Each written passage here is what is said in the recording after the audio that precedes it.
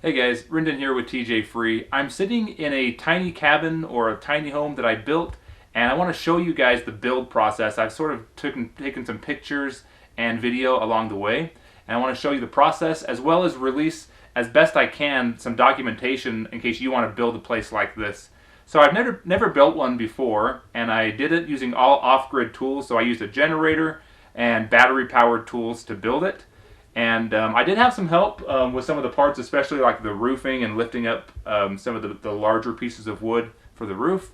But for the most part, I did it all myself. It's wired for electrical. It's got a 120 volt electrical, and it has a 48 volt battery bank and solar panels on the roof to recharge the electrical. So there's no power, no water hooked to this place. I don't live here. I just use this as like a home office, and so I don't really need the bathroom. I have a bathroom close by at my house. This is just in my kind of in my backyard, if you will, and it's just a beautiful spot. And I had a lot of I've been building up materials for a long time now, and I've been wanting to build a place like this just to see how cheap I could build a place. And so I want to share with you this material list and the plans and sort of the process. I'm going to show some of these video and pictures and just talk about the process of building this in case any of you are interested. And at the end of the video, if you have questions or comments, go ahead and leave them below, and we'll go from there. So the first thing I did was leveled out the ground, got a nice level spot, and I put down some pressure treated, I did 4x4s. Doing it over again, I'd probably do 6x6s like railroad ties. I also have some stones I put in the corner just to kind of keep everything together. So it's just sitting on what's called like skids. It's just sitting on wood. It's pressure treated, so it's not going to last forever. Maybe in about 10 or 15 years, I may have to lift this up and replace that wood under there. But it's designed to be portable. If I wanted to, I could lift it up and put it on a trailer and move it somewhere. So this is just 2x6s sitting on top of those skids. I did the 2x6s. I think I did either 16 or 24 inches apart. So I built a 2x6 frame, and on top of that, I put a sheeting of floor. I did 5/8 sheeting, which is like a 4x8 sheet of 5/8 plywood, and that went on top of this 2x6 floor. And then on top of that, I built the walls out of 2x4s, 2x4 by 92 and 5/8 inches, so almost 8 feet tall. I just did these, and then after I had built that frame, I put this siding on. So this siding is just nailed right into those 2x4s. And then after that was all done, I cut in the windows, made space for the windows and doors, and then I went to work on building the roof. So I kind of held up a long 2x6, and I brought the roof out a little further than it normally would need to go. I brought it out about 16 inches on the front and 16 inches on the back. You can see now they're screened in so birds and stuff doesn't get in there. I put a little screen in. This is like a 1/2 inch OSB is what's on the roof. And then there's like a little flashing here. And I chose to go with metal roof. And I've got solar panels up here as well. So you can see all the solar panels. I have about 4,000 watts of solar when the sun's shining. I have five panels on the top, 5 panels on the bottom. And they just run in through a wire into here, into this part of the building. I chose to do a loft in the cabin because I like utilizing all this space, and I actually really wanted a steep roof so that snow would fall off the roof. So when you first walk in, I built about a 2-foot ledge area for a loft area, and it also helps hold these walls together. So by putting in the loft, it kind of helps create that holding in the sides of the walls. And then the part I'm on here is about 6 feet out, and it spans across the whole way, so 7 by 12 feet. And I'm able to have my computer up here, so I use the computer. This is also where all the internet and power connections come into the building from the outside. And it's nice. In the wintertime, it gets really warm up here when the stove is running, so it's nice and cozy up here. I also insulated the ceiling, and so it doesn't get too hot in the summertime, although in the peak of summer, it can get warm. So I have a window that I can open up here, and I can open some of the windows on the lower floor and sort of circulate some of that air to keep the temperature down.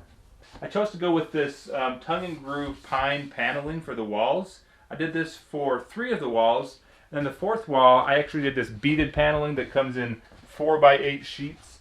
So this is the beaded paneling. None of it's painted yet. None of it's really finished yet. Even the outside isn't painted. And so, but I did that. The windows, I kind of had these used windows, and so I put these in. It's not a perfect build, and it's the first one I've ever built, and so I've been pretty happy with it though. We just did 2x6s up here for the floor, and these are just 4x8 sheets. The floor here is just a tongue and groove, or it's like a laminate floor that sort of clicks into itself. This stuff is very cheap. You can buy it like Home Depot or Lowe's or any building store. Over the years, when I would be at a thrift store or a secondhand store, or maybe find something on Craigslist or locally, I'd buy it, like these doors and these windows. I think I got for like $5 the windows, and I forget what I paid for the door, but I'd always try to get stuff cheaper. Even these light fixtures.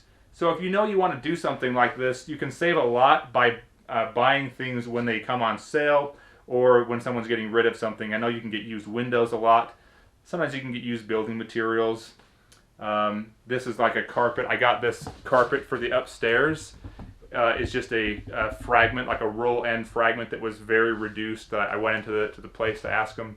So my total cost of building this is between $3,000 and $4,000. I didn't track it exactly, but you can build something like this for a few $1,000s depending on how nice you want it to be. And it's just a great option for someone if you're single, or you just have just a few people, 2 people living in a place like this. You can really live. And the one thing that this doesn't have is a bathroom.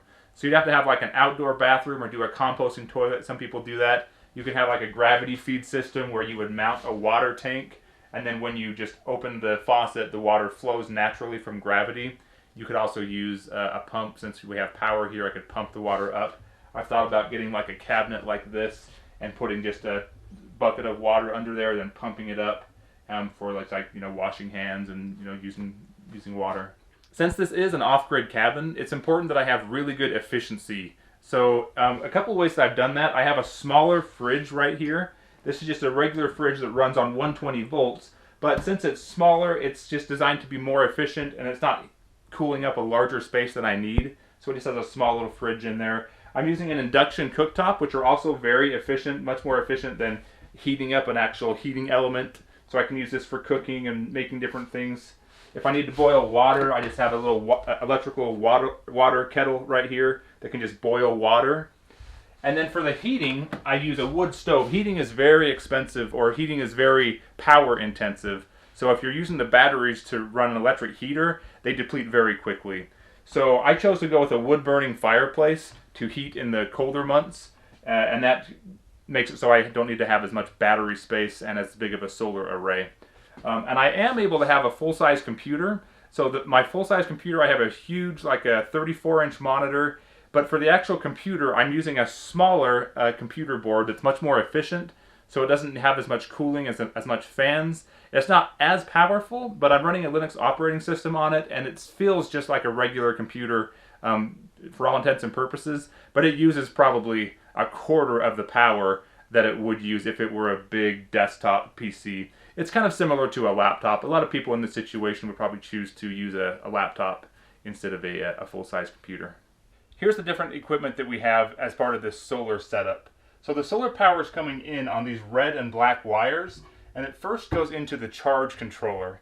This is an MPPT charge controller, and it's charging my 48-volt battery bank. So there's another set of wires coming off the bottom, and these go down into the battery bank to charge the battery bank. Then also coming off of the battery bank is another set of wires that comes into the bottom of this 3,000 watt inverter. This is what changes the 48 volt DC power into 120 and 240 volt AC for the cabin to use. So out the top there's some wires coming out, and these are the same wires that go into the panel on the back of the house. And so right now it's just set up for 120 volt. And so at any given time, we're pulling maybe, not even 300 or 400 watts, not much at all. Well, I hope you found this video informative. Go ahead and leave your questions and comments below if you have any. It's been a really fun process, and it's just a great thing to share. I hope that you found some value in this video, and I'd love to help anyone that's considering doing something like this. If you have any questions about the process, about the electrical, about anything with the tiny home, feel free to ask. Thanks a lot, guys. Catch you in the next video.